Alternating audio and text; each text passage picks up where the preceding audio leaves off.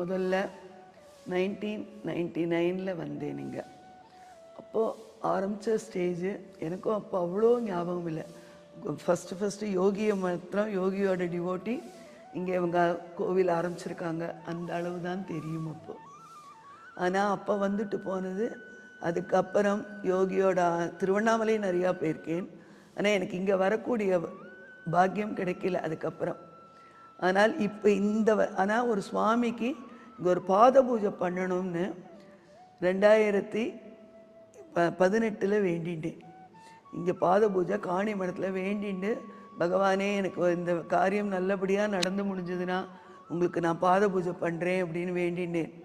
ஆனால் வேண்டிண்டும் எனக்கு இங்கே வரத்துக்கு வழி தெரியல.